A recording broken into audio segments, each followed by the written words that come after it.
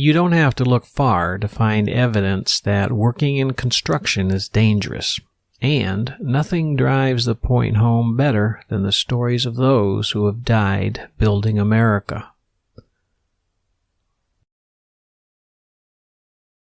It was an unusually warm day on November 20th, 2015 in Athens, Georgia, and at 2 in the afternoon, 39-year-old HVAC installer Timothy O'Neill Gearing was installing a roof curb with the help of a coworker.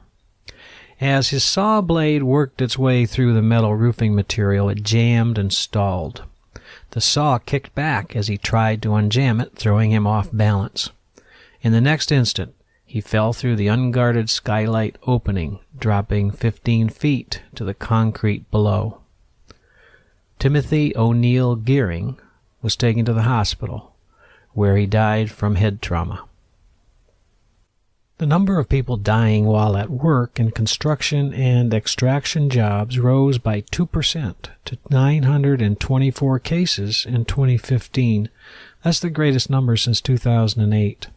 That same year, several construction occupations recorded their highest kill rates in years, including construction laborers, highest since 2008, carpenters, highest since 2009, electricians, highest since 2009, and plumbers, pipe fitters, and steam fitters, highest since 2003.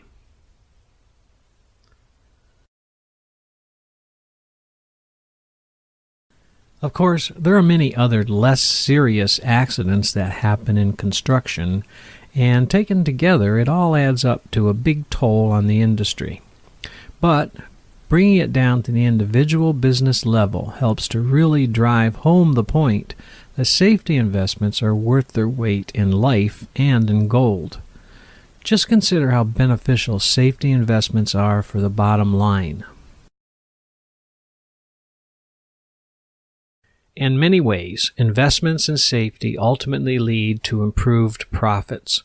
When you reduce accidents, you reduce all the costs associated with them. That leads to lower losses, which frees up money for other purposes or contributes directly to the bottom line.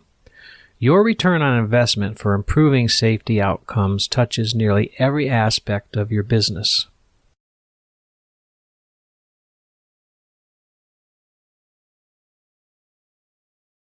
But there's much more to look forward to. Though not often talked about in business circles with their focus on profits, reducing pain and suffering should be a primary goal for any business. Worker deaths and disabilities affect far more than the immediate victims. Families and communities suffer in many ways when people don't return from work or they return disabled. Owners, stakeholders, and all other project participants want to do business with companies that make safety a priority.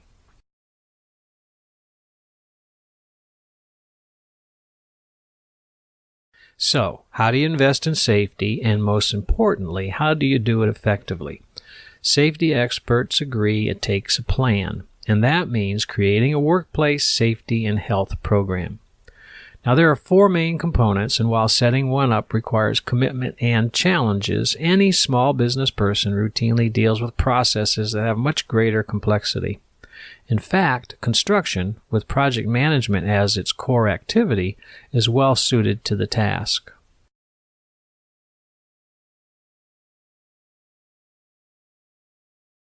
To show management commitment, the most vital aspect to setting up and managing a safety and health program, you need to consider 3 main activities.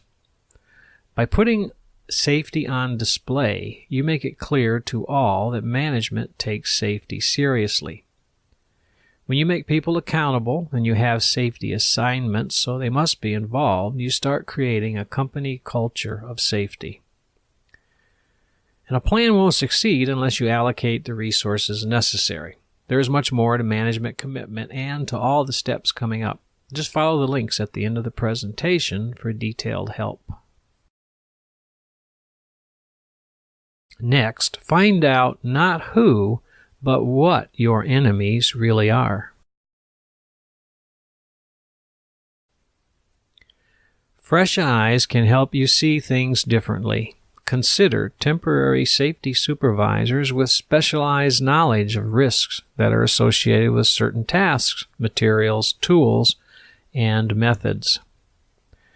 And don't overlook getting feedback from employees on worksite dangers. After all, they're in the thick of it every day. When schedulers and estimators are breaking down the work, it's an ideal time to consider the safety aspects of each activity and task. When you sort out the worksite dangers, make sure to identify those that are ongoing and not necessarily linked to a particular activity or task. Wintertime slips and falls are an example. Look at your accident history to see trends, and whenever new materials or methods get introduced, be sure to do a thorough review of the safety implications.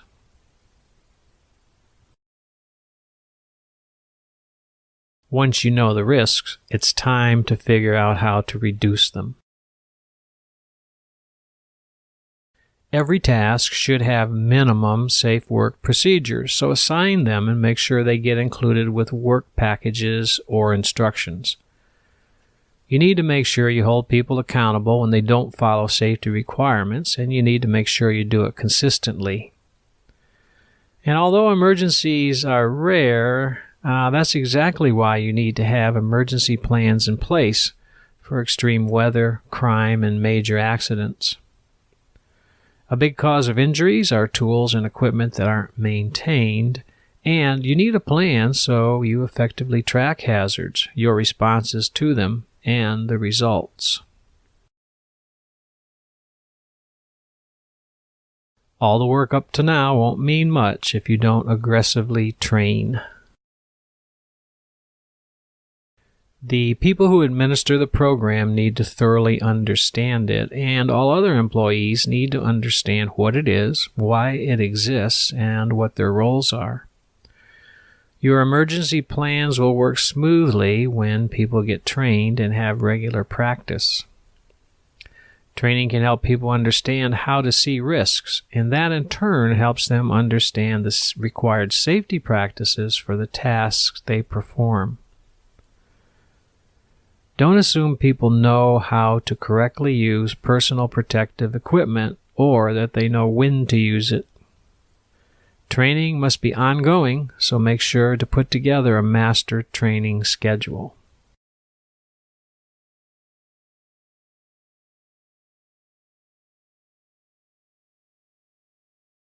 Finally, here are resources that have in-depth information for building your own safety and health program.